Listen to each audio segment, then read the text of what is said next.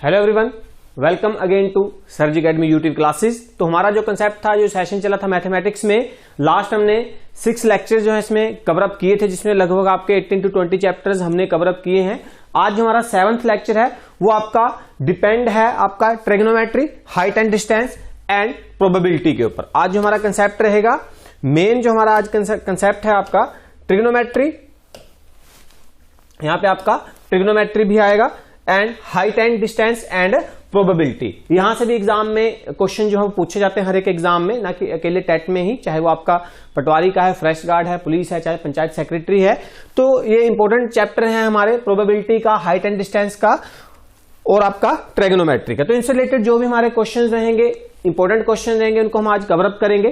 तो सबसे पहला जो हमारा क्वेश्चन है वो आपका एंगल से वैल्यू पूछी जाती है। सबसे पहले थोड़ा सा अगर मैं इसको कवर अप करूं तो एंगल जो हम दो तरह से मेजर करते हैं। एक आपका होता है डिग्री मेजरमेंट और एक हमारा होता है रेडियन मेजरमेंट। इससे रिलेटेड हम आगे क्वेश्चन भी करेंगे। डिग्री में फॉर एग्जांपल मैंने लिखा 30 डिग्री और रेडियन में इसी को हम लिखेंगे π/6, क्योंकि पाई की वैल्यू होती है 180 को जब आप 6 से डिवाइड करेंगे तो आपका हो जाएगा π/6 हो जाएगा। क्लियर है? तो इस तरह से एंगल को दो तरह से मेजर किया जाता है। तो डायरेक्ट एंगल की वैल्यू भी पूछी जाती है, जैसे इसमें इस रूट के फॉर्म में लिखा है, वो cos π/6 भी लिख सकता था, वहां पे आपने कंफ्यूज नहीं होना है। तो सबसे पहले ट्रिग्नोमेट्री टेबल में, ट्रिग्नोमेट्री रेशियोज में हमें ये वैल्यूज पता होनी चाहिए कि इनकी वैल्यूज हम कैसे निकालते हैं। थोड़ा सा मैं आपको एक ओवरव्यू, थोड़ा सा अगर मैं आपको, आप चाहें तो एक छोटा सा आप इसको ट्रिक भी बोल सकते हैं, जिससे हम हर एक एंगल की वैल्यू जो आप निकाल सकते हैं। देखिए यहां से हम क्या लिखेंगे, trigonometry ratios, metric ratios. Clear है? मार्कर थोड़ा 0 डिग्री ये होती वैल्यू, उसके बाद आपका 30 डिग्री। इससे क्या होगा, आपके सारे के सारे वैल्यू निकल जाएगी। 60 डिग्री एंड लास्ट 190 डिग्री, यही तक मैक्सिमम पूछा जाता है। अगर आप इस टेबल को थोड़ा सा कर लेंगे अच्छे से तो आपके सारे के क्वेश्चन निकल जाएंगे। यानी एग्जाम में हम अमूमन ये वैल्यू भूल जाते हैं। देखिए यहां पे मैंने लिखा साइन थीटा, यहां पे मैंने लिखा कोस थीटा। क्लियर है जी? यहां पे हमने लिखा टेन थीटा, यहां पे हमने लिखा कोट थीटा, यहां पे हमने लिखा सीकेंट थीटा, यहां पे हमने लिखा कोसीकेंट थीटा। एक ट्रिक है, अगर आप इसको कर लें, करना क्या है, जैसे आपको cos 30 की वैल्यू पूछी, आपको नहीं पता cos 30 कितना होता है, हम क्या करेंगे, आपने ये बनाया टेबल, ठीक है, 0 30 डिग्री यानी 0 डिग्री, देन 30 डिग्री पे वैल्यू 45 60 एंड 90। क्या करना है, यहां से 0 से स्टार्ट करना है। यहां से हम किससे स्टार्ट करेंगे, यहां आपने लिखा 0 1 2 3 एंड 4। क्लियर है? 0 1 2 3 4 लिखा, सबको 4 से डिवाइड करा, सबको 4 से क्या करा, डिवाइड। आप वीडियो पॉज करके आराम से भी सुन सकते हैं इसको। सबको हमने 4 से डिवाइड करा, सबका फिर हमने रूट ले लिया, सबका आपने क्या ले लिया, स्क्वायर रूट ले लिया, सबका हमने क्या ले लिया, स्क्वायर रूट ले लिया। 0/4 0 का रूट आ गया 0, यानी साइन 0 कितना हो गया जी, 0। 1/4 1 का रूट 1, 4 का अपॉन 2, साइन 30 आपका कितना हो गया जी, 1/2। ये आपका कैंसिल हो गया 1/2, और 1/2 का रूट आपका हो जाएगा 1/√2। यहां से आपका रूट 3/4 और यहां पे आपका हो गया 1। निकल गई पहले एंगल्स की वैल्यू सारे के सारी। फिर से देखिए, कुछ नहीं किया, 0 30 45 60 एंड 90 हमने लिखा।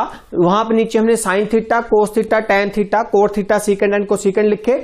हमें वैल्यू पूछी है, कोस 30 की वैल्यू मुझे नहीं पता कितनी होती है, लेकिन अगर मेरे माइंड में यह है कि मैंने ऐसे निकालना है, आपने सिर्फ एक लाइन निकाली, 0 1 2 3 4, सबको हमने 4 से किया डिवाइड, सबको हमने 4 से क्या किया, सबको हमने 4 से डिवाइड करा, देन सबका रूट लिया, वहां से आपके पास सबकी वैल्यूज निकल गई।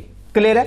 क्लियर, यानी साइन 0 0 हो गया, साइन 30 1/2 हो गया, कोस 40 साइन 45 1/√2 हो गया, साइन 60 √3/4 नहीं आएगा, √3/2 आएगा। देखिए ना, 3 का रूट तो 2 हो गया, 4 का रूट 2 हो गया, 3 का रूट √3, 4 का रूट 2 एंड 4/4 1 का रूट 1। नेक्स्ट कोस के केस में क्या करना है, हम यहां से लिखना उल्टा शुरू कर देंगे, रेसिप्रोकल लिखना शुरू कर देंगे। यहां पे आपका क्या आ गया, यानी यहां से 90 की जगह यहां, यानी cos 0 1, कोस 30 की वैल्यू ये वाला इधर आ जाएगा √3/2, ये वाला इसके नीचे रहेगा 1/√2, ये आपका 1/2 एंड ये आपका कितना हो गया 0 निकलेगी वैल्यू।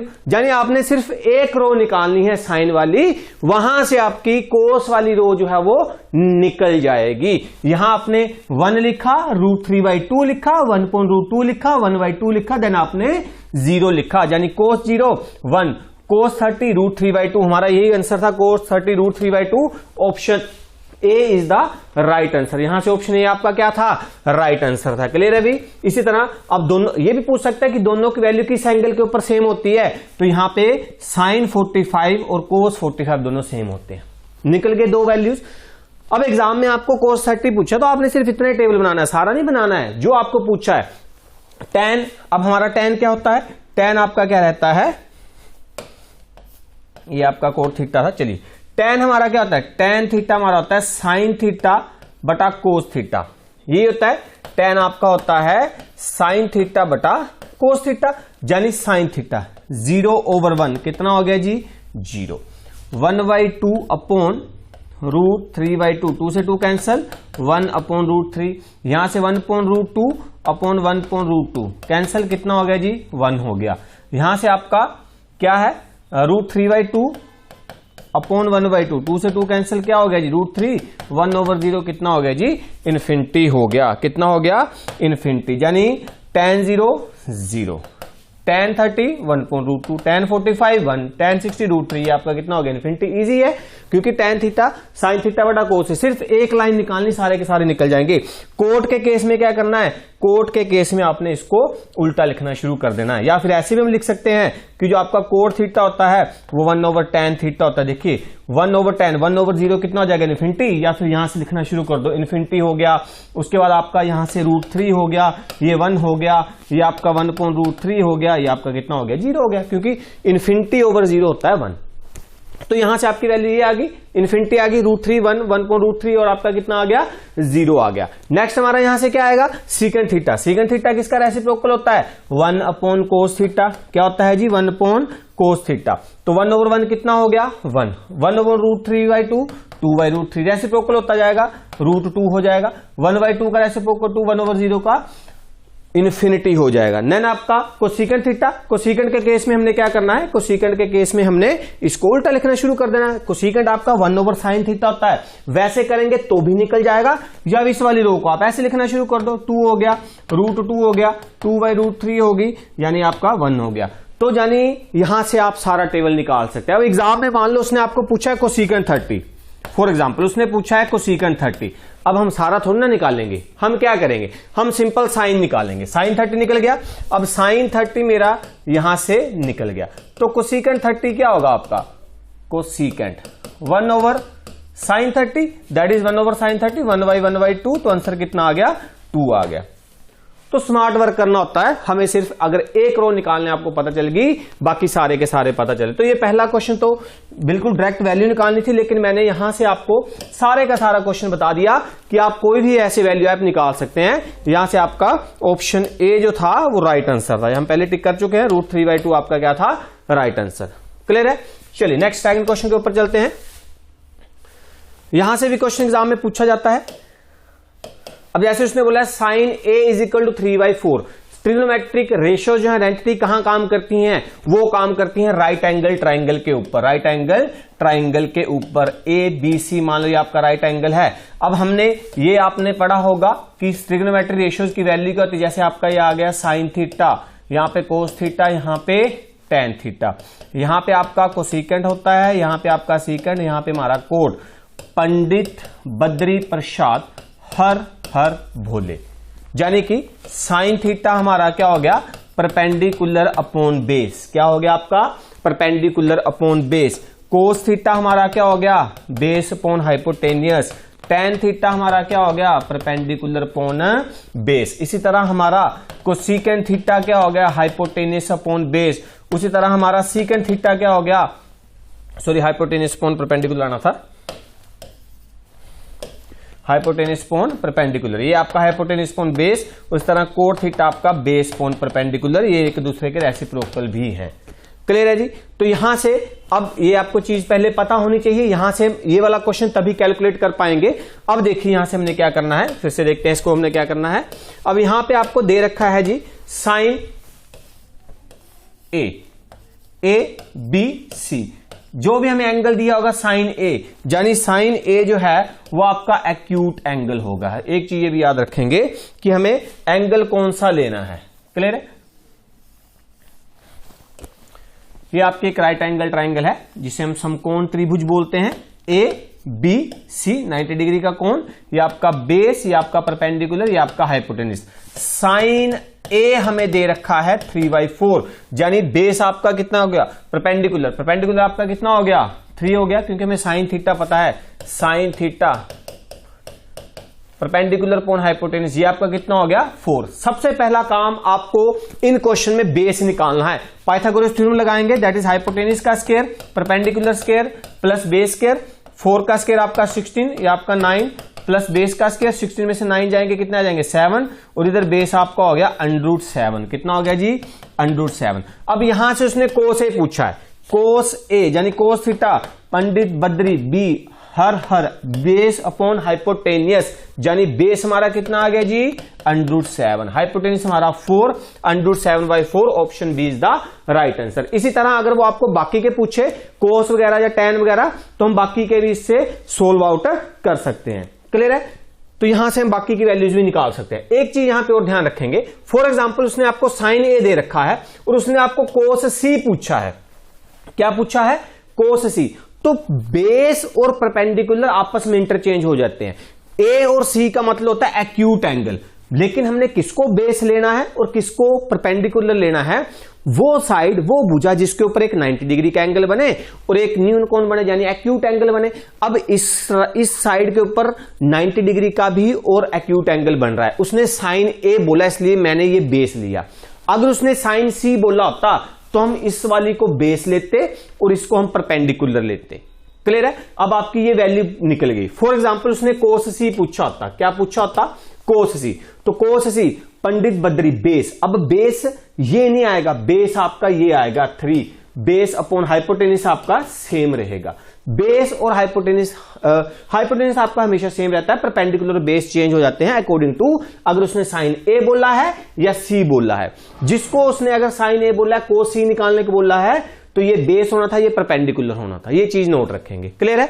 चलिए नेक्स्ट क्वेश्चन के ऊपर चलते हैं। नेक्स्ट क्वेश्चन हमारा क्या है, क्वेश्चन नेक्स्ट है हमारा। अब ये आपको आइडेंटिटीज थोड़ी पता होनी चाहिए कि क्वेश्चन नेक्स्ट में हमें बोला है कि आपका tan स्क्वायर थीटा जो है, tan square theta is equal to secant square theta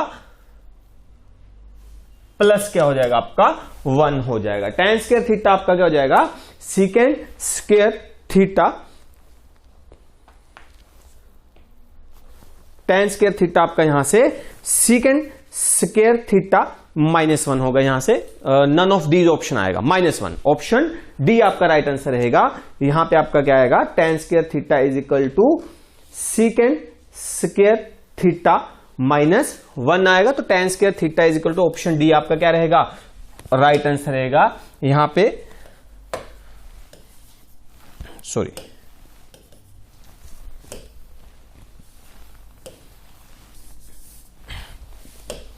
tan square theta is equal to secant square theta minus क्या रहेगा 1 रहेगा, क्योंकि हमारे पास आइडेंटिटी होती है 1 plus tan square theta is equal to secant square theta. तो यहां से 1 उधर जाएगा, वो आपका क्या हो जाएगा माइनस। तो इसको केवल ऐसे भी लिखा हो सकता है, tan स्क्वायर थीटा, ठीक है, minus secant square theta is equal to -1। तो किसी भी तरह से इसको उसने रीअरेंज करके जो है वो लिखा हो सकता है। तो tan square theta is equal to आपका होता है सीकेंड स्क्वायर थीटा -1, तो that is 1 plus tan square theta is equal to secant square theta, ठीक है, -1। क्लियर है। यहां पे थोड़ा सा टाइपिंग एरर था, माइनस का साइन आना था, तो यहां से ऑप्शन डी आपका क्या रहेगा, राइट आंसर रहेगा। आइडेंटिटी आपको पता होनी चाहिए, आइडेंटिटी की वैल्यू किसी भी तरह से हो सकती है। अब ये वाले क्वेश्चन भी एग्जाम में पूछे जाते हैं। tan 65 अपॉन कोस सीकेंड 25, सीकेंड 65 अपॉन को सीकेंड 25 होता क्या है, हमारे पास क्वाड्रेंट रूल होता है। अब ये आपको पता होना चाहिए थोड़ा सा कि ये आपकी π/2 वाली लाइन होती है, ये हमारी 3π/2 यानी 270, ये आपकी 0 और 2π भी बोल सकते हैं, ये आपकी π/2 और 3π/2 के ऊपर ही एंगल जो है वो चेंज होता है, चेंज इन एंगल। ठीक है, इस लाइन के ऊपर 0 और पाई के ऊपर नो चेंज, कोई भी चेंज इसके ऊपर नहीं होता है। अब यहां से क्या होता है, फर्स्ट क्वाड्रेंट में आपके सारे के सारे जो हैं वो पॉजिटिव रहते हैं। ये भी आपको पता होना चाहिए कि फर्स्ट क्वाड्रेंट में ऑल आपके ट्राइगोनोमेट्रिक फंक्शन जो हैं जितने भी रहते हैं ऑल आर पॉजिटिव। सेकंड में सिर्फ आपका साइन थीटा और आपका टेन थीटा, साइन थीटा और आपका सॉरी यहां पे टेन नहीं, कोसिकेंट, थोड़ा सा कंफ्यूजन होगी।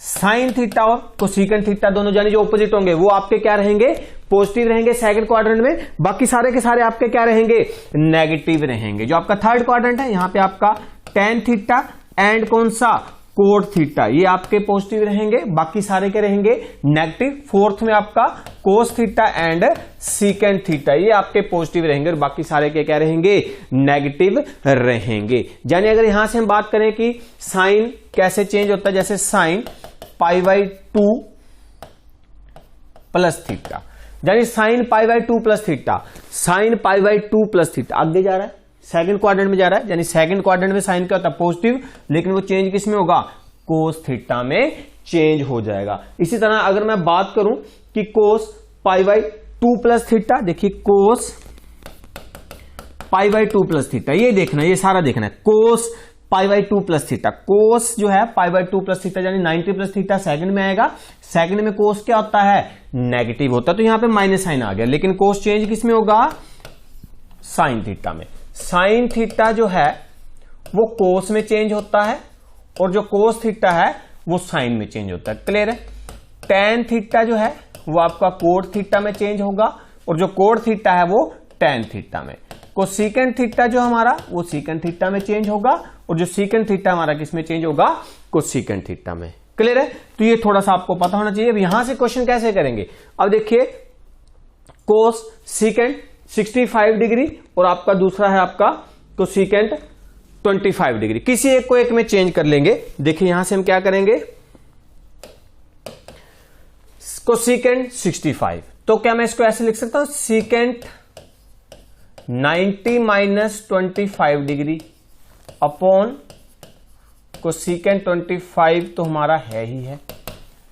अब सीकेंट 90 माइनस थीटा, सीकेंट किस में चेंज होगा, कोसिकेंट में। 90 माइनस थीटा, देखिए सीकेंट 90 माइनस थीटा, ये π/2 है, π/2 माइनस थीटा फर्स्ट क्वाड्रेंट में जा रहा है। फर्स्ट में सारे के सारे क्या होते हैं, positive. Secant 90 minus theta, cosecant theta, theta यानी कि ये वाली वैल्यू, ये कितनी है, कोसिकेंट 25। नीचे भी हमारा कितना हो गया, कोसिकेंट 25, दोनों कैंसिल, आंसर कितना आ गया, 1 आ गया। Option C is the right answer. Clear है। आप नीचे वाले को भी चेंज कर सकते थे, देखिए कैसे, सीकेंट 65 एज इट इज लिखो, ऊपर हम क्या करेंगे, कोसिकेंट, नीचे कोसिकेंट 90 माइनस 65।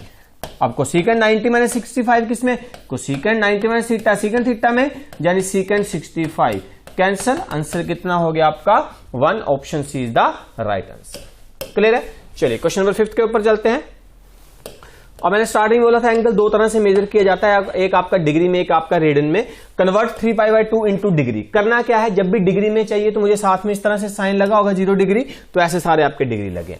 3π/2 को जब भी आपने डिग्री में बदलना है, हमें पाई हटाना है, तो हम क्या करेंगे, 180 डिग्री अपॉन पाई से मल्टीप्लाई कर देंगे। देखिए पाई से पाई कैंसिल हो जाएगा, कोई फर्क नहीं पड़ा, पाई की वैल्यू 180 है, ये भी 180 है, वैल्यू 1 ही आ रही है, लेकिन मुझे इसे डिग्री में कन्वर्ट करना है, तो पाई से पाई आपका क्या हो गया, कैंसिल। 2 9 जा 180 एंड 93 जा 270। Option B is the right answer. Clear है। और इसी तरह मान लो आपको बोला है कि 270 है, चलिए यहीं से इसको आपने रेडियन में बदलना है, तो मुझे साथ में पाई चाहिए, पाई अपॉन 180 कर दो, 0 से 0 कैंसिल, तो यहां से आपका 9 2 18, 9 3 27, तो यहां से आपका 3π/2 हो गया। तो जब भी आपको रेडियन से डिग्री में जाना है तो 180 अपॉन पाई से मल्टीप्लाई करना है, और जब भी आपको डिग्री से रेडियन में जाना है तो पाई अपॉन 180 के साथ मल्टीप्लाई करना है। ये चीज याद रखेंगे। नेक्स्ट क्वेश्चन देखिए, 6 क्वेश्चन हमारा क्या है, क्वेश्चन नंबर 6 है हमारा, in right angle triangle at B, in triangle ABC, right angle जो किसके ऊपर बना है, बी के ऊपर बना है। देखिए मैंने बी एंगल, बी ले लिया point, A B C, right angle आपका इसके ऊपर बना है। देन नेक्स्ट है आपका A B is 24, A B आपका 24 सेंटीमीटर, बी सी हमारा कितना हो गया 7 सेंटीमीटर। तो हमें साइन सी निकालना है। देखिए हमें क्या निकालना है, साइन सी। ये चीज हम पहले क्वेश्चन में डिस्कस कर चुके हैं, सेकंड क्वेश्चन में। ये सब निकालने के लिए मैंने बोला था ये बेस है, मान लो ये आपका परपेंडिकुलर है, ये आपका हाइपोटेनिस है। तो सबसे पहले तो मुझे हाइपोटेनिस निकालना है according to Pythagoras theorem. Hypotenuse का square is equal to base का स्क्वायर प्लस परपेंडिकुलर का स्क्वायर, एच का square is equal to base आपका 24 का स्क्वायर करेंगे 576 प्लस आपका 7 7 49, तो यहां से आपका हो जाएगा 625 और इसका रूट लेंगे तो हाइपोटेनिस हमारा हो गया 25। पहली वैल्यू तो हमारी यहां से निकल गई 25। अब यहां पे ध्यान दीजिए, जो मैंने वहां पे डिस्कस करा था, मुझे साइन सी निकालने को बोला है भाई, मुझे साइन ए निकालने को नहीं बोला है, साइन सी निकालने को बोला है। तो इसका मतलब क्या है, बेस और परपेंडिकुलर आपस में इंटरचेंज होंगे। ये आपका क्या होगा बेस और ये हमारा क्या होगा परपेंडिकुलर। इसको इस तरह से देखेंगे घुमा के ट्राइंगल को, क्योंकि उसने साइन सी, ये भी एक्यूट एंगल है, ये भी एक्यूट एंगल है। मैंने बोला बेस उस साइड को लेते हैं जिसके ऊपर दो एंगल बने, एक 90 का एक एक्यूट, ये भी 90 है ये भी एक्यूट है। अब दोनों बेस हो सकते हैं। अब मैटर यहां पे यह है कि उसने पूछा क्या है, क्या उसने साइन ए पूछा है या साइन सी पूछा है। उसने साइन सी पूछा है, तो यहां से परपेंडिकुलर साइन थीटा हमारा क्या होता है, परपेंडिकुलर अपॉन हाइपोटेनिस। तो परपेंडिकुलर अपॉन हाइपोटेनिस, परपेंडिकुलर आपका 24, हाइपोटेनिस आपका 25। Option D is the right answer. तो इसका कौन सा आंसर रहेगा, ऑप्शन डी हमारा क्या रहेगा, राइट आंसर रहेगा। क्लियर है। चलिए नेक्स्ट क्वेश्चन के ऊपर चलते हैं। नेक्स्ट क्वेश्चन हमारा, ऐसा क्वेश्चन भी एग्जाम में पूछा जाता है। अब ये डिपेंड करता है आपको वैल्यू, जो मैंने उस दिन लास्ट हमने डिस्कस करी थी कि आपको वैल्यूज पता होनी चाहिए। साइन 60 हमारा कितना होता है, √3/2 होता है। उस तरह cos 30 हमारा √3/2 प्लस साइन 30 आपका 1/2 और cos आपका ये कितना हो गया 1/2 हो गया। क्लियर है। तो यहां से आपके पास वैल्यू कितनी आ गई 3/4 और उधर भी आपका 4/4। एलसीएम लिया, आंसर आपका कितना आ गया 1। Option A is the right answer रहेगा। क्लियर है। तो यहां पे आपको सिंपल डायरेक्ट वैल्यूज ही आपको क्या करनी है, पुट करनी है। इनकी वैल्यूज हमारे क्या करनी है, पुट करनी है। ठीक है। नेक्स्ट क्वेश्चन के ऊपर चलते हैं। नेक्स्ट क्वेश्चन नंबर 8 हमारा। देखिए सेम ये क्वेश्चन एग्जाम में पूछे गए हैं, ये सारे क्वेश्चन इंपॉर्टेंट हैं, एग्जाम्स में पूछे जाते हैं। 1 - tan स्क्वायर 45 यानी 1 - tan स्क्वायर थीटा यानी 1 - 1 का स्क्वायर अपॉन 1 + 1 का स्क्वायर। हमें तो tan 45 की वैल्यू पुट करनी है। tan स्क्वायर 45 का मतलब है tan 45 का स्क्वायर, यानी एंगल की वैल्यू पुट करेंगे। 1 - 1 अपॉन 1 + 1 हो जाएगा 0/2, that is 0। Option C is the right answer. तो क्या आएगा, ऑप्शन सी आपका राइट आंसर रहेगा। नेक्स्ट क्वेश्चन देखिए, क्वेश्चन 9 है हमारा, इंपॉर्टेंट क्वेश्चन है, पूछा गया है एग्जाम्स में। क्वेश्चन है कि if tan A is equal to cot, उसने बोला है भाई tan A जो है वो आपका कोट B के बराबर है, then the value of A + B is equal to. अब हमें पता है, मैंने पीछे हमने कंसेप्ट किया डिस्कस कि tan हमें π/2 के ऊपर हमारा चेंज हो जाएगा, tan कोट में हो जाता है, कोट tan में। किसी एक को चेंज कर लो। मैंने क्या किया, मैंने tan A अगर मैं ऐसे रखूं तो मैं अगर मैं इसको ऐसे लिख दूं tan 90 - B, कोई फर्क पड़ा? देखो tan 90 - थीटा कोट थीटा हो गया, कोट B, tan से tan क्या हो गया cancel. A is equal to 90 degree - B, A इधर आ गया, that is A + B is equal to 90 degree. Option B is the right answer. आप कोट को भी चेंज कर सकते थे, कैसे देखिए, मैं इसको लिख सकता हूं फिर cot 90 - A is equal to cot B। देखिए कोट 90 - थीटा, ये आपका थीटा है, कोट 90 - थीटा हमारा होता है tan थीटा, यानी कि tan A, कोट से कोट क्या हो गया cancel, 90 - A is equal to B, तो यहां से भी A + B is equal to 90 degree. Option B is the right answer. चलिए नेक्स्ट क्वेश्चन के ऊपर चलते हैं, इंपॉर्टेंट क्वेश्चन था ये वाला भी।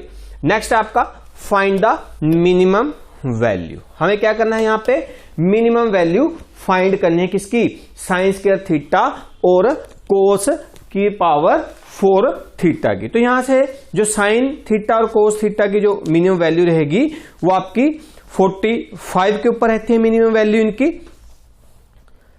मिनिमम वैल्यू जो है वो आपके किस एंगल पे रहेगी, तो minimum value of sine square theta plus cos square theta at 45 degree. इनकी जो मिनिमम वैल्यू रहेगी वो एंगल 45 के ऊपर रहती है। तो यहां पे हमें क्या करना है, हमें इनकी वैल्यू पुट करनी है। हमें पता है कि साइन 45 आपका होता है 1/√2 साइन थीटा, है ना, लेकिन उसका क्या है, स्क्वायर। उधर आपका 1/√2 के स्क्वायर का स्क्वायर क्यों किया, क्योंकि कोस की पावर 4 है, तो मैंने 2 टू 4 में कन्वर्ट कर दिया, रूट से कैंसिल, ये आपका 1/2 हो जाएगा, ये कैंसिल, दोबारा स्क्वायर करेंगे 1/4 हो जाएगा। 4 आपका एलसीएम आ गया, 2 + 1 दैट इज 3/4 आंसर आ जाएगा। That is option C is the right answer. कुछ नहीं किया, साइन थीटा और कोस थीटा की वैल्यू मिनिमम जो 45 के ऊपर है, साइन स्क्वायर थीटा यानी साइन थीटा का ही स्क्वायर, तो 1/√2 का स्क्वायर किया, ये 4 था, √2 का स्क्वायर किया, कैंसिल सोल्व किया, आंसर आपका 3/4। Option C is the right answer. चलिए नेक्स्ट क्वेश्चन के ऊपर चलते हैं। क्वेश्चन 11th है हमारा। यहां से भी आपका मैक्सिमम वैल्यू पूछी है। जब भी आपका क्वेश्चन इस फॉर्म में यानी पावर के फॉर्म में क्वेश्चन आपका नहीं है, क्वेश्चन जो है हमारा a sin theta plus b cos theta की फॉर्म में, जैसे a sin theta plus b cos theta की फॉर्म में आपका क्वेश्चन है। तो यानी यहां पे हमें क्या दे रखा है, तो इस केस में हमने क्या करना होता है, हमने स्क्वायर लेना होता है किसका, जो आगे इनके कोएफिशिएंट लगे हैं, a square plus B square यहाँ पे। तो इसकी हमें मैक्सिमम वैल्यू इसकी हमारी ये आ जाएगी, ये आपकी क्या होगी, मैक्सिमम वैल्यू। और अगर इसी फॉर्म में मिनिमम पूछी हो तो यहाँ पे आगे हमने माइनस लगाना होता है, बाहर हमने कौन सा साइन लगाना है, माइनस साइन लगाना है। तो वहां से आपकी कौन सी वैल्यू आ जाएगी, वहां से हमारी जो है मिनिमम वैल्यू आ जाएगी। क्लियर है। तो यहां से आपका ए जो है, ए आपका कितना है, यहां से ए की बात करेंगे, ए आपका 2 है, बी की बात करें 3 है, मैक्सिमम वैल्यू पूछी है, यानी √2 का स्क्वायर आपका 4, 9 अंडर के कितना हो जाएगा 13, that is option B is the right answer. Clear है। उसी तरह अगर मिनिमम पूछी होती तो माइनस साइन लगाते। ठीक है जी। चलिए नेक्स्ट क्वेश्चन के ऊपर चलते हैं। सारे के सारे इंपॉर्टेंट क्वेश्चन है, पूछे गए हैं एग्जाम्स में, पूछे जाते हैं। नेक्स्ट क्वेश्चन भी आपका इंपॉर्टेंट है, इजी क्वेश्चन। सेम आपको चेंज करना आना चाहिए कि हमें सेम, देखिए ट्रिग्नोमेट्री में 3-4 ही कंसेप्ट हैं। एक आपको एंगल्स की वैल्यू पता होनी चाहिए, साइन ए से कोस सी निकालना, वो वाले क्वेश्चंस। एक आपके हमने अपोन वाले किए, सेकंड 25 और सेकंड 65 वाला। एक हमने 1 - tan स्क्वायर वाला, यानी एंगल जब चेंज करना वो वाला, और एंगल्स की वैल्यू को सोल्व करना। और ये वाला क्वेश्चन देखिए, second 4a is equal to second a - 20 degree, where 4a is the acute angle and find the value of A. हमें क्या निकालना है, हमें जो है ए की वैल्यू निकालनी है।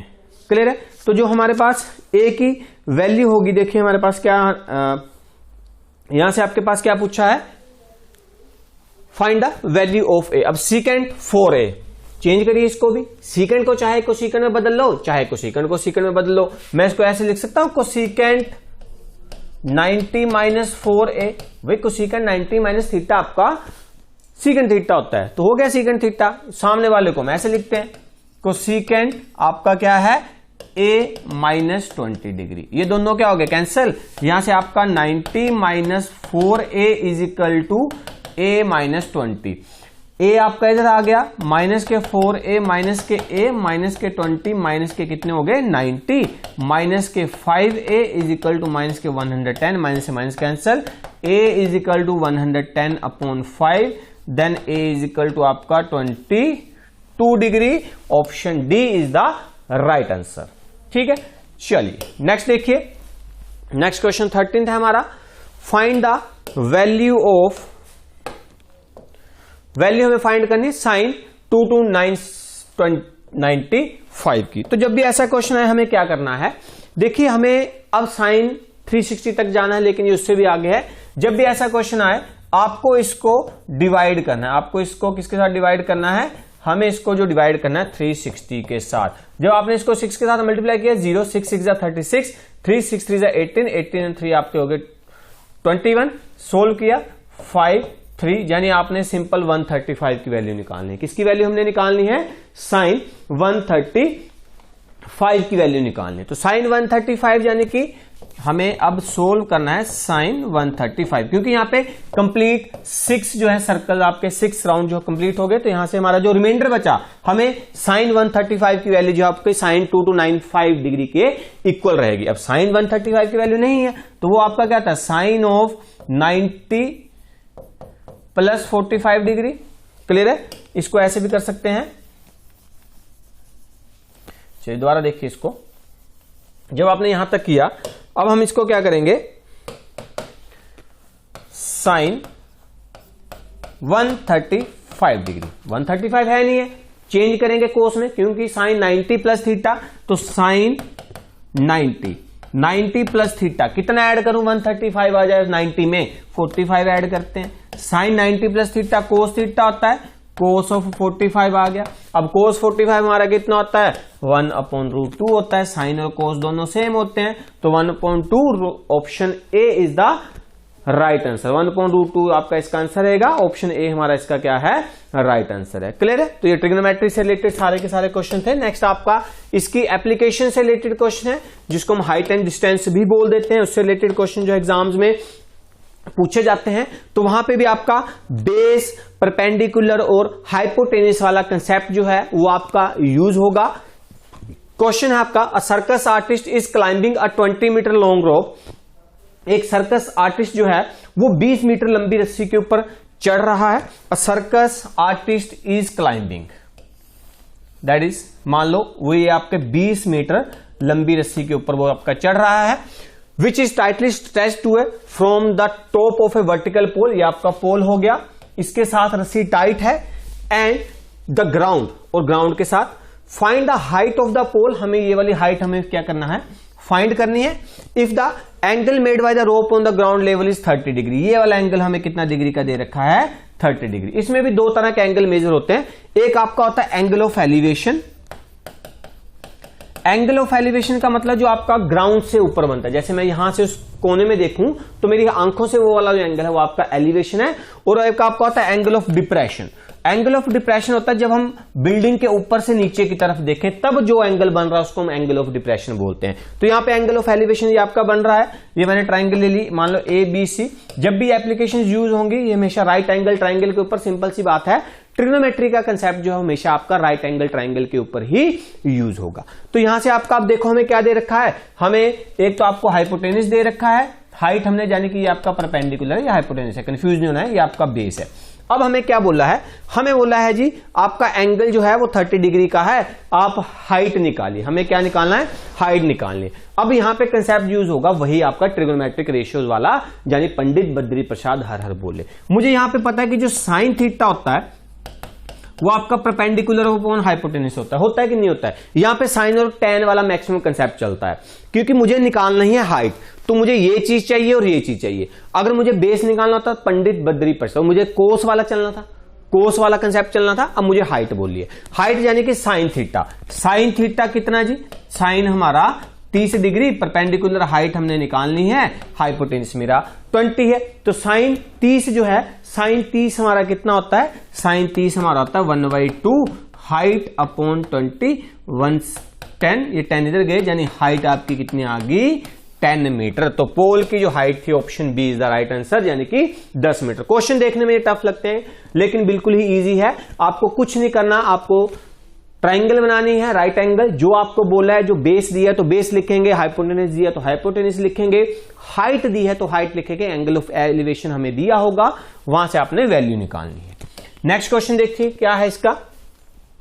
नेक्स्ट क्वेश्चन 15 है हमारा, the angle of elevation of the top of A tower, the angle of elevation of the top of tower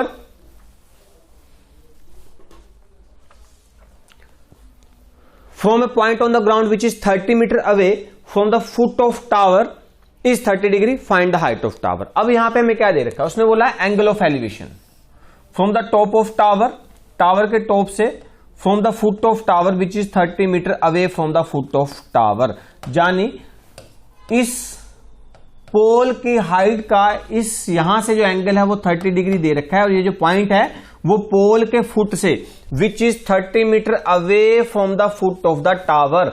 tower के फुट से ये डिस्टेंस हमें कितना दे रखा है 30 मीटर। यानी अब हमें बेस दे रखा है, हमें हाइट निकालनी है, हाइपोटेनस हमें दिया नहीं है। तो ऐसे क्वेश्चन में हमें सारी वैल्यूज नहीं निकालनी होती। देखिए हम हाइपोटेनस और परपेंडिकुलर तभी निकाल सकते हैं या बेस अगर इनमें से हमें दो चीजें गिवन है। यहां पे तो हमें चीज एक गिवन है सिर्फ बेस, तो यानी कि हमें यहां पे सारी वैल्यूज नहीं निकालनी है। हमारा यहां से काम किससे चल जाएगा, हमारा काम चल जाएगा यहां पे क्या हम क्या यूज करेंगे, यहां पे हम यूज करेंगे tan थीटा। tan थीटा हमारा होता है Pandit Badri Prasad, that is tan theta perpendicular हर भोले अपॉन बेस। अब देखो परपेंडिकुलर tan कौन सा यूज करेंगे 30 डिग्री। परपेंडिकुलर यानी हाइट मैंने निकालनी है, बेस मुझे 30 दे रखा है, बाकी तो मेरा ज्यादा काम ही नहीं है। tan 30 की वैल्यू हमारे पास कितनी रहती है 1/√3, दैट इज h अपॉन 30 इधर चले गए, हाइट यानी हमारी होगी 30/√3। जब भी रूट नीचे आ जाएगा उसको हम क्या करते हैं रैशनलाइज कर लेंगे, तो 30√3 अपॉन कितना हो गया 3, that is 10√3 metre. Option A is the right answer. तो ऑप्शन ए इसका क्या रहेगा राइट आंसर रहेगा। क्लियर है, तो ऐसे हम इस क्वेश्चन को सोल्व कर सकते हैं। नेक्स्ट क्वेश्चन देखिए क्या है हमारा, क्वेश्चन 16 था हमारा। अ tower stands vertically on the ground from a point on the ground which is 30 meter away from the foot of tower. The angle of elevation of the top of the tower is found to be 45 degree. Find the height of the tower. अब देखिए क्या बोला है, उसने बोला है easy question है, देखने में आपको टफ लग रहा है। अ tower stands vertically on the ground, यानी एक टावर है वो ग्राउंड के ऊपर वर्टिकली स्टैंड है, चाहे वो पोल है चाहे टावर है, ठीक है। From a point on the ground which is 30 metre away from the foot of tower. Same वही एक पॉइंट है जो टावर के फुट से कितने दूर है 30 मीटर आपका दूर है। The angle of elevation of the top of the tower is 45, ये आपको दे रखा है। Simple A B C same आपका, ये आपका परपेंडिकुलर, ये आपका हाइपोटेनस, ये आपका बेस। हमें हाइट निकालनी है, इसको मैंने H ले लिया। Find the height of the tower. Same आपका tan थीटा, तो tan थीटा कितना 45 डिग्री बोल रहा है, हाइट हमारा अपॉन 30, tan 45 हमारा 1 होता है, तो यानी हाइट भी कितनी होगी जी 30 मीटर होगी। इजी का easy, option D is the right answer. Clear है, इसका क्या रहेगा ऑप्शन डी हमारा क्या रहेगा राइट आंसर रहेगा। नेक्स्ट क्वेश्चन देखिए, नेक्स्ट क्वेश्चन क्या है आपका, नेक्स्ट क्वेश्चन है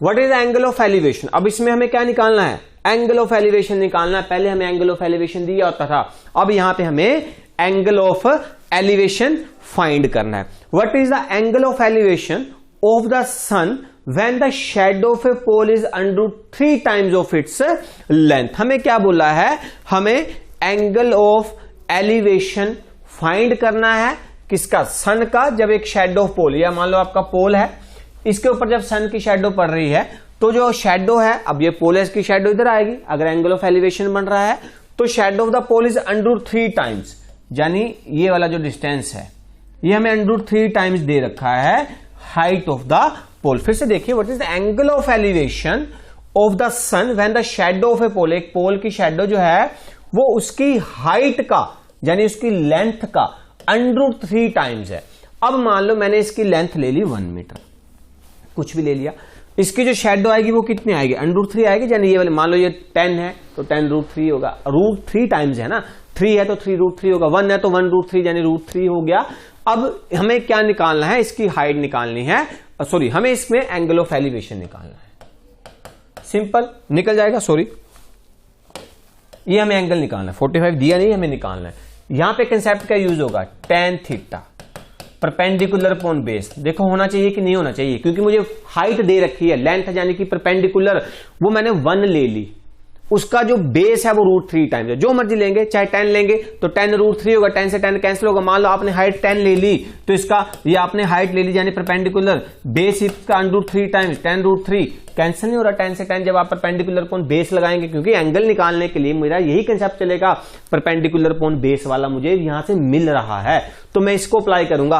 हाइपोटेनस दिया होता तो मैं साइन वाला चेंज सोचता, परपेंडिकुलर अपॉन हाइपोटेनिस, मुझे यहाँ पे परपेंडिकुलर अपॉन बेस वाला कंसेप्ट है तो मेरा tan लगेगा, हाइपोटेनिस दिया होता तो मेरा साइन लगता। ठीक है, तो tan थीटा यानी tan थीटा मुझे निकालना है, परपेंडिकुलर 1/√3 और 1/√3 जो है किसके ऊपर होता है, tan of 45 degree, cancer, tan से tan, थीटा आपका कितना हो जाएगा 45 degree,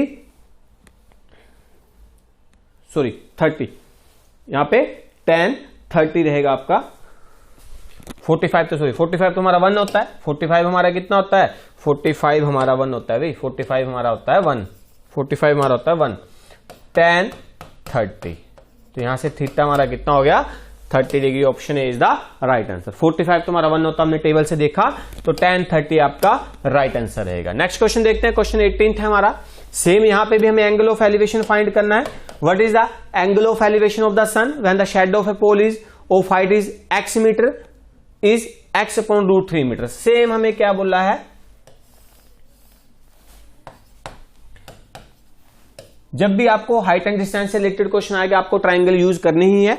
what is the angle of elevation of the sun when the shadow of a pole of height, height कितनी है पोल की x मीटर और इसकी शैडो है x/√3 मीटर, ये निकालना है। सेम क्या, tan theta that is perpendicular upon base, tan theta मुझे फाइंड करना है, परपेंडिकुलर आपका x/√3, क्लियर है, x से x कैंसल, यानी tan theta is equal to आपका कितना हो गया √3 हो गया। tan थीटा जब आपका √3 हो गया तो √3 आपका किसकी वैल्यू होती है, ये tan theta is equal to tan of 60 degree, tan से tan cancel, that is theta is equal to 60 degree, option C is the right answer.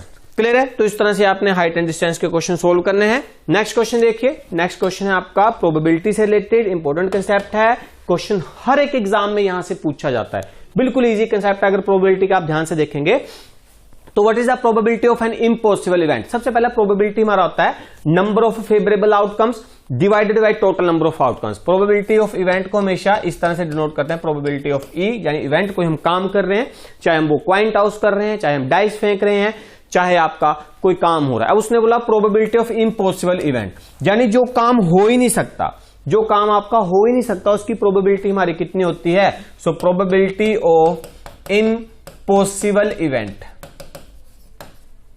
Is equal to 0। Question बड़ी बार एग्जाम्स में पूछा गया है, option C is the right answer रहेगा।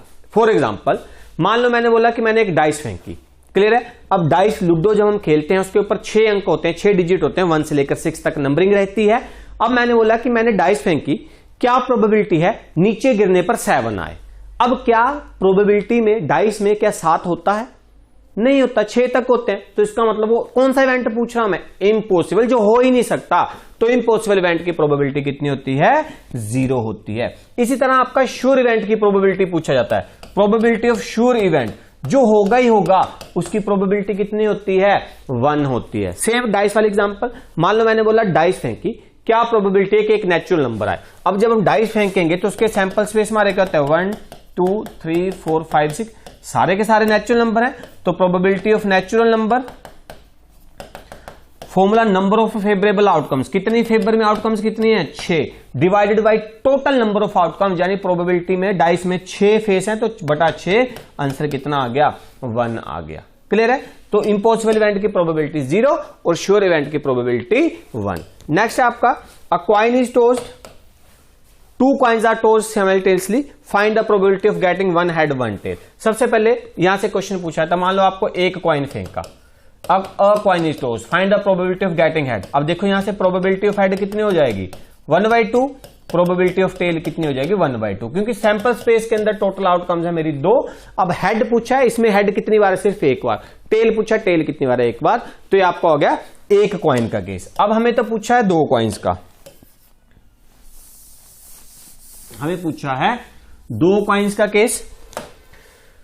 तो जब 2 कॉइन्स करने हैं, देखिए पहले के सैंपल स्पेस होंगे H, दूसरे के सैंपल स्पेस है H, सबसे पहले आपको यहां से सैंपल स्पेस बना लेना चाहिए। जब 2 कॉइन टॉस करे तो C1 क्रॉस C2, यानी यहां पे क्रॉस प्रोडक्ट निकाला जाता है, H और T क्रॉस H और T।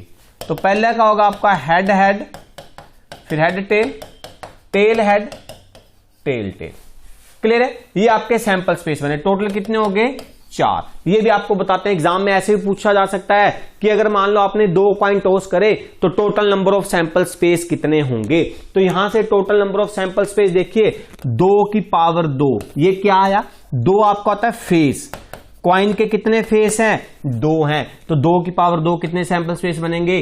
4। वो बोले आपको 3 कॉइन फेंके। कितने कॉइन फेंके? 3 कॉइन। कॉइन के फेस कितने हैं? 2। कितनी बार फेंक रहे हैं? 3 बार। Total number of sample space कितने हैं? 8। मान लो 4 कॉइन फेंके, कॉइन के फेस कितने हैं? 2। कितनी बार फेंके? 4। 2 की पावर 4। 5 फेंके, 2 की पावर 5, 32। ऐसे भी पूछ सकता है वो, तो ये निकालने पड़ते हैं तभी क्वेश्चन निकलेगा। क्लियर है? सेम इसी तरह मान लो वो आपको पूछे कि हमने 2 डाइस फेंकी, 1 डाइस फेंकी तो सैंपल स्पेस कितने हैं? जब हमने 1 डाइस फेंकी तो हमारे सैंपल स्पेस कितने होंगे? देखो, 1 डाइस के फेस कितने हैं? 6। एक बार फेंका 6 ही सैंपल स्पेस। पीछे लिखे भी थे मैंने 1 2 3 4 5 6। 2 डाइस फेंकी, कितने सैंपल स्पेस हो जाएंगे? 2 की पावर 6, क्योंकि डाइस के फेस कितने हैं? 6। कितनी फेंकी? 2। 3 डाइस फेंकी, 6 की पावर 3, 216। ऐसे पूछ सकता है वो, तो ये चीज पता होनी चाहिए कैसे निकालते हैं। अब यहां से क्वेश्चन है हमारा, क्या है क्वेश्चन? है आपका कि सबसे पहले probability of getting 1 head 1 tail. 1 head 1 tail यानी 1 हेड है 1 टेल है। कितने केस है? 2। 2/4 यानी 1/2। Option A is the right answer. वो मान लो यहां पे ये पूछे एटलीस्ट 1 हेड है, यानी कम से कम 1 हेड आए, 1 से ज्यादा जितने मर्जी आए। 1 हेड यहां भी 1, यहां भी 2, यहां भी, ये भी हम लेंगे। क्यों? क्योंकि एटलीस्ट का मतलब होता है कम से कम, कम से कम 1 आना चाहिए। 1 से ज्यादा जितने मर्जी आए वो हम कवर अप करेंगे। तो 3/4 हो गया। मान लो बोले एट मोस्ट 2 हेड, ज्यादा से ज्यादा 2 ही हेड होने चाहिए, 2 से ज्यादा नहीं होने चाहिए। 2 से कम होंगे वो चलेगा। 1 2 3, अगर 2 एटमोस्ट 2 टेल पूछे, एटमोस्ट 2 हेड पूछे, तो इस तरह से हेड का मतलब होता है, एटमोस्ट का मतलब होता है ज्यादा से ज्यादा, उससे ज्यादा नहीं होनी। जैसे मैंने बोला एटमोस्ट 2 हेड, यानी ज्यादा से ज्यादा 2 हेड आने चाहिए। 2 से कम आएंगे वो भी चलेगा। एटलीस्ट 1 टेल, कम से कम 1 टेल तो होना चाहिए। 1 से ज्यादा जितने मर्जी हो वो भी लेंगे। तो इस तरह से हमने काउंट करने होते हैं ये वाले। क्लियर है? चलिए नेक्स्ट क्वेश्चन देखते हैं। इस तरह 3 कॉइन्स वाला भी जब आता है तो वहां पे आपको क्या करना होता है? ये आपका 2 कॉइन्स का बना, अब इसी का क्रॉस प्रोडक्ट निकालना आपने HOT के साथ। आगे आपके पास 8 सैंपल स्पेस बन जाएंगे। ठीक है, चलिए नेक्स्ट क्वेश्चन है आपका। ये वाला क्वेश्चन भी पूछा जाता है सबसे पहले कि probability of E then probability of E का बार। इसका मतलब होता है प्रोबेबिलिटी ऑफ नॉट ई भी लिखा होता है कई बार, ना होने की प्रायिकता। तो ये फॉर्मूला होता है कि प्रोबेबिलिटी ऑफ ई नॉट जो है वो हमारा होता है 1 माइनस प्रोबेबिलिटी ऑफ ई। ये भी एग्जाम में कई बार पूछा होता है। यहां से और क्या बन सकता है? Probability of E bar plus probability of E is equal to कितना? 1। यहां पे और भी क्या बन सकता है? Probability of E is equal to 1 minus probability of E not. ये इधर आ गया प्लस हो गया, ये इधर चला गया माइनस हो गया। तो कई बार ये फॉर्मूला भी पूछा जाता है। मान लो उसने आपको प्रोबेबिलिटी ऑफ ई दिया था, हो सकता है उसने प्रोबेबिलिटी ऑफ ई नॉट दिया, आपको प्रोबेबिलिटी ऑफ ई पूछा, तो सेम आपको ये फॉर्मूला पता होना चाहिए कि प्रोबेबिलिटी ऑफ ई जो है हमारा 1 minus probability of E not के, प्रोबेबिलिटी ऑफ ई नॉट जो है आपका 1 माइनस प्रोबेबिलिटी ऑफ ई के इक्वल रहता है। ठीक है, तो यानी कि probability of E not 1 minus probability of E, यानी 1 माइनस 0.006। 1 में से 0.006 माइनस करेंगे, 3 0, यहां पे आपका कितना हो गया? 4 आएगा। 10 में से 6 जाएंगे 4, तो 0.994 option B is the right answer. ये क्वेश्चन यहाँ पे 0.5 वाला भी है, ये बड़ी बार पूछा जाता है क्वेश्चन एग्जाम में। ठीक है, अगर आपको प्रोबेबिलिटी ऑफ ई नोट 0.5 है तो प्रोबेबिलिटी ऑफ ई कितनी होगी? 0.95। ये क्वेश्चन पूछा जाता है। नेक्स्ट क्वेश्चन आपका 22nd क्वेश्चन। ये आपको कार्ड से रिलेटेड क्वेश्चन अगर एग्जाम में आए तो थोड़ा सा पता होना चाहिए। अ card is drawn from the pack of 52 card. Card में टोटल 52 कार्ड होते हैं, ये याद रखेंगे। इनमें आपके 26 रेड कलर के होते हैं, ये भी याद रखेंगे, और 26 आपके ब्लैक होते हैं। अब मान लो उसने पूछा कि मैंने एक कार्ड निकाला, क्या प्रोबेबिलिटी है कि वो एक रेड कार्ड है? That is 26/52। ठीक है, क्या प्रोबेबिलिटी है कि वो एक ब्लैक कार्ड है? तो भी आपका 26 कितना हो जाएगा? 52 हो जाएगा। अब आगे फर्दर इसमें एक हार्ट का कार्ड होता है, एक स्पेड का, एक एस का, एस का नहीं आएगा, एक क्लब का, एक डायमंड का। ये आपके 13 कार्ड होते हैं, ये याद रखेंगे। ये आपको टेबल बनवा रहा हूं ताकि आपको क्वेश्चन कहीं से भी आए निकल जाए। उसने बोला मैंने 52 पत्तों में से एक कार्ड निकाला, क्या प्रोबेबिलिटी है वो हार्ट का कार्ड है, दैट इज 13/52। क्या प्रोबेबिलिटी है स्पेड का कार्ड है, 13/52। क्या प्रोबेबिलिटी क्लब का कार्ड है, 13/52। क्या प्रोबेबिलिटी है डायमंड का, 13/52। इसी तरह इसमें किंग के कार्ड होते हैं, क्वीन के कार्ड होते हैं, एस के होते हैं, जैक के होते हैं। Total king 4, queen 4, ace 4, jack 4। उसने बोला मैंने एक कार्ड निकाला, क्या प्रोबेबिलिटी है कि वो किंग का कार्ड है, तो यानी कि 4/52। टोटल तो वही 52 आएगा अगर 52 पत्तों में से निकाल रहे हैं। अगर उसने स्पेसिफाई कर दिया कि मैंने 10 पत्तों में से एक कार्ड निकाला, 10 पत्तों में ये वाले पत्ते हैं, तो नीचे हमेशा 10 आएगा। टोटल नंबर ऑफ आउटकम्स हमेशा नीचे आता है, चाहे वो, अब उसने सिर्फ ये बोला कि कार्ड्स में से निकाला तो टोटल 52 कार्ड्स होते हैं। क्वीन के कार्ड 4, एस के 4, जैक के 4, ठीक है। जो भी पूछा 4/52, 4/52। अब जब भी इवन नंबर आता है, अब किंग तो होते हैं लेकिन 2 इसमें रेड किंग होते हैं, 2 ब्लैक होते हैं। क्वेश्चन आ गया कि मैंने एक कार्ड निकाला, क्या प्रोबेबिलिटी है कि वो एक रेड किंग है, 2/52। क्या प्रोबेबिलिटी ब्लैक किंग है, 2/52। सेम आपका बाकियों के लिए नोट करते जाएंगे वीडियो पॉज करके। अगर आप इसको अच्छे से रिमाइंड रखना चाहते हैं, याद रखना चाहते हैं, सेव करना चाहते हैं ताकि इन फ्यूचर आपके काम रहे, तो यहां से आप सारे के सारा कंसेप्ट कार्ड्स वाला कर सकते हैं, ठीक है। जो भी रेड पूछा है तो 2, ब्लैक पूछा है तो 2, अकेला पूछा है सिर्फ किंग, क्वीन, एस, जैक बोला तो 4। अब एक चीज और, अब ये कार्ड्स कहां से आते हैं, हार्ट में एक किंग होता है, याद रखेंगे। स्पेड में एक किंग, हार्ट में एक क्वीन होती है, हार्ट में एक एस, हार्ट में एक जैक। सेम इसी तरह इसमें भी एक king, queen, ace, jack. Same इसी तरह king, queen, ace, jack. Same इसी तरह king, queen, ace, jack. Question आया कि मैंने एक कार्ड निकाला, वो किंग होना चाहिए, 4/52। क्वेश्चन आया कि मैंने एक कार्ड निकाला, वो रेड किंग होना चाहिए या ब्लैक किंग, 2/52। क्वेश्चन आया कि मैंने एक कार्ड निकाला, वो स्पेड का किंग होना चाहिए।